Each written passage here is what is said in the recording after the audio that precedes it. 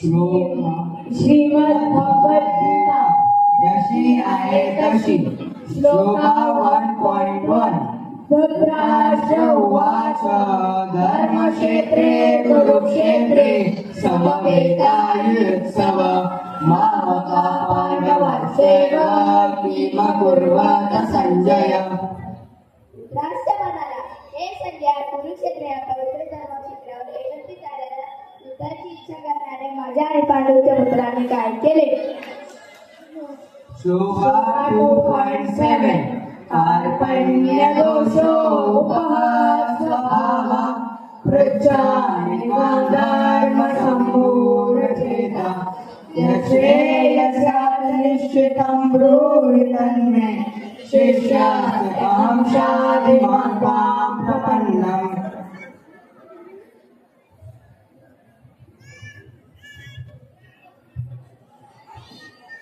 मी माझ्या दुर्बलतेमुळे माझ्या कर्तव्याबद्दल गळून गेलो आहे. माझी मनःशांती ही नष्ट झाली आहे. अशा स्थितीत माझ्यासाठी सर्वात श्रेष्ठ काय आहे हे मी तुम्हाला विचारत आहे. मी तुमचा शिष्य आहे आणि तुम्हाला शरण आलो आहे. कृपा करून मला उपदेश करा. 2.12 नत्वेनाहं जातुनासं न त्वं मे जनाधिपा न चैव न भविष्यामः सर्वे वयं अतः परम्. ज्या काळी मी तू आणि हे सर्व राज्य अस्तित्वात नव्हते असा काळ कधी नव्हता आणि भविष्य काळात आपण अस्तित्वविहीन होणार असेही नाही. श्लोका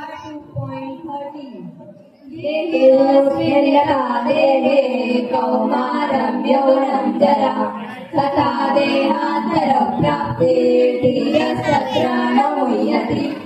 ज्याप्रमाणे देहधारी आत्मा अविरतपणे या देहात बाळपणापासून तारुण्यात आणि तारुण्यातून म्हातारपणात जात असतो त्याचप्रमाणे मृत्यूनंतर जीवात्मा दुसऱ्या देहात प्रवेश करतो. अशा स्थित्यंतरांमुळे धीर मनुष्य गोंधळून जात नाही.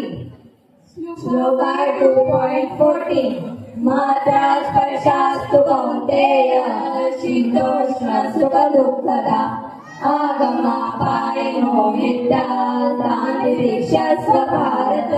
हे कौंतेय, तात्पर्य उत्पन्न होणारी आणि कालांतराने विनाश पावणारी जी सुखदुःखे आहेत ती उन्हाळा हिवाळा यांच्या हिरव्या जलाप्रमाणे आहेत. हे फरक वंशजा ती सुखदुःखे इंद्रियांना होणाऱ्या जाणीवेपासून निर्माण होतात व मनुष्याने ती क्षुब्ध न होता सहन करण्यास शिकले पाहिजे.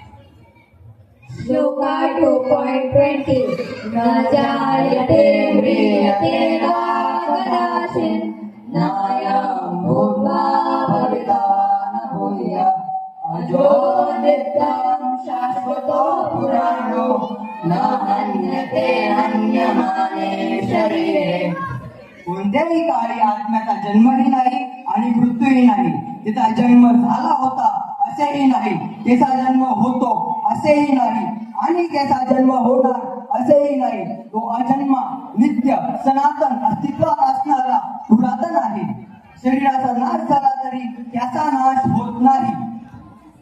श्लोका 2.22 वानराशिर्णानि यथा विहाय नवानि गृह्णाति नरोपराणि तथा शरीराणि विहाय जीर्णानि अन्यानि संयाति नवानि देहि. ज्याप्रमाणे मनुष्य जुन्या वस्त्रांचा त्याग करून नवीन वस्त्र धारण करतो त्याचप्रमाणे आत्माही जुन्या व निरुपयोगी शरीराचा त्याग करून नवीन भौतिक शरीर धारण करतो. श्लोका 2.23 नैनं छिन्दन्ति शस्त्राणि नैनं दहति कागदा न जैवन्ति दयापो न शोषयति. वाऱ्याने त्याला सुखविताही येत नाही. श्लोका 2.27 जातस्य ध्रुवो मृत्युः ध्रुवं जन्मामृतस्य च तस्माद् पर्याहते न त्वं शोषितुमर्हसि. जो जन्मला आहे त्याचा मृत्यू निश्चित आहे आणि जो मृत झाला आहे त्याचा जन्म निश्चित आहे. म्हणून तू तुझ्या परिहार कर्तव्यापासून शोक करणे योग्य नाही. श्लोका 2.40 येना विक्रमणाशस्ति प्रत्यवायो न विद्यते स्वल्पमप्यस्य कर्मस्य त्रायते महतो भयात्. त्या प्रयत्नात या मार्गातील अल्पपणतीनेही मनुष्याचे मोठ्या भयंकर भयापासून संरक्षण होऊ शकते. श्लोका 2.41 व्यवसायात्मिका बुद्धी योग्य कुर्वन्तः बहुशाखाहनन्ताश्च बुद्धियो व्यवसायिनः.